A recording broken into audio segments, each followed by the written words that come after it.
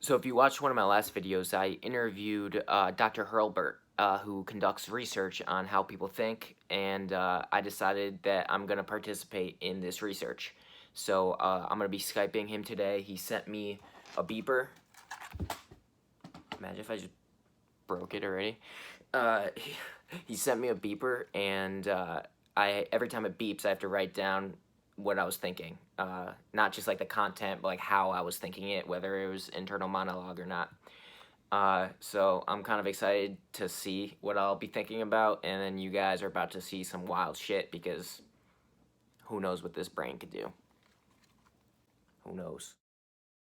How's it going? Well, why don't we turn on the beeper, which is hold it up there so that we can see there's a thumb screw, Okay. and that's the beep that you're hearing now. But Okay. but when you turn it on for the first time, the beep comes up with sort of like a wah kind of a sound. That won't happen in the future. Okay. That's the capacitors inside there, and the capacitors have to get charged up and whatever, and it takes a while to do that. But for now, after that, when you hear the beep will have a very crisp, and the beeper has an onboard speaker, but I don't want you to use it. I want you to use an earphone. So I sent you a couple of earphones. I want you to use the earphone instead of the onboard speaker. And the reason for that is that, as we said, experience is evanescent, and if we can inject the sound directly into your ear, then it's going to make it easier for you to grasp what's going on. We would like you to wear the beeper either on Tuesday during the day or on Monday. All right. And we don't really care particularly when you wear it, and we don't really care what you're doing. We want you to be doing whatever it is that you would naturally be doing. Mm-hmm. We would prefer that you wear it for a chunk, and what we want you to get is about a half a dozen beeps, like 6 beeps. And the reason there's no magic number about 6, but 6 is the sort of a convenient number to get. So if you get 5, it's no big deal. Or if you get 7, it's no big deal. But we're going to shoot for 6, and we're not going to worry about being a little bit off on that in that regard. But we would like you to wear it sort of in one setting if you can. But we understand that life goes on, and maybe you can't do that. But the reason for that is that we want you to forget that you're wearing the beeper.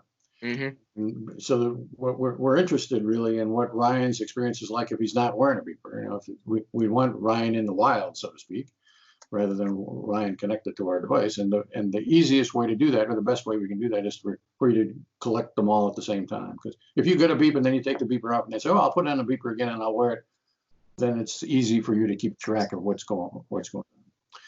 But sometime on Monday or Tuesday, you're going to put the beeper, you're going to turn the beeper, you're going to put in an earphone, put the hook. There's a hook on that in the bag if you use my earphone, and the hook goes behind.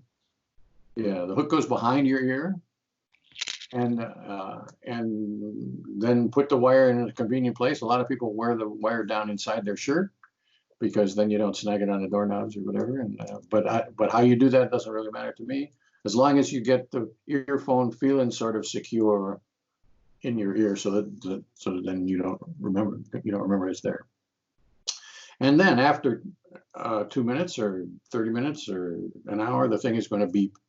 And when it beeps, your task is to try to freeze what's going on in your experience at that moment. And by freeze, I mean, well, pay attention to it and prepare yourself to be able to write down something about it. And I think I sent you a notebook. Did I send you a notebook in the box? Yeah. You can use the notebook. You can write it on your phone. Some people dictate it, whatever turns you on. The object is for you to be able to remember what was going on in your experience. Mm-hmm. And how you do that is between you and you. And if you take notes, I'm not going to ask to see the notes. This is not about the notes. The notes are from you to you, so that then when we have a conversation about your experience, you can remember what was going on.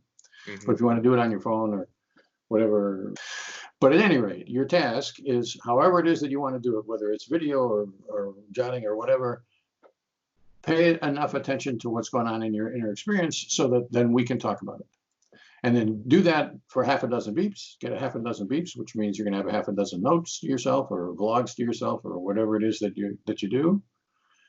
And then take the beeper off and set it aside. And so you're done with that until Tuesday at 5 o'clock. But in my experience, you can sleep on a beep one time, sleep on a sample one time, and do a pretty good job of reporting about it. So I've followed people around and interviewed them right on the spot. And that doesn't make much difference. I get what it seems like to me the same thing, roughly anyway, roughly speaking anyway, as if we did it within 24 hours. But How the do second day is a different deal.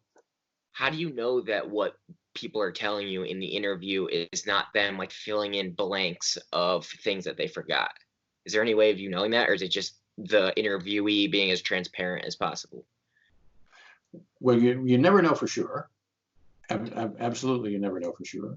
And what we will try to do, you and I and Alec, we will try to build your skill and our skill too of not doing that.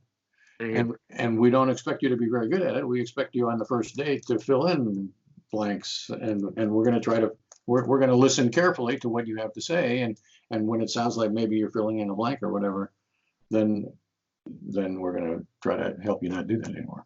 Mhm. But the deal is that we think that your inner experience is interesting, and I think you think your inner experience is interesting, and making up shit about it is not as interesting as the actual experience. Mhm. And we believe that sincerely, and I think you probably already believe it sincerely, and in the course of our interaction, we'll come to appreciate that even more.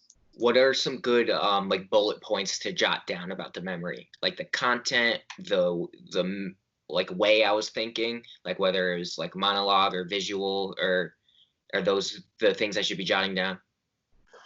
That's a good question, and I'm gonna give you an evasive answer to it, Okay. because I don't know what your experience is going to be like, and Yeah. I don't want to tell you what to be looking for. You don't wanna be biased. I don't want to bias you.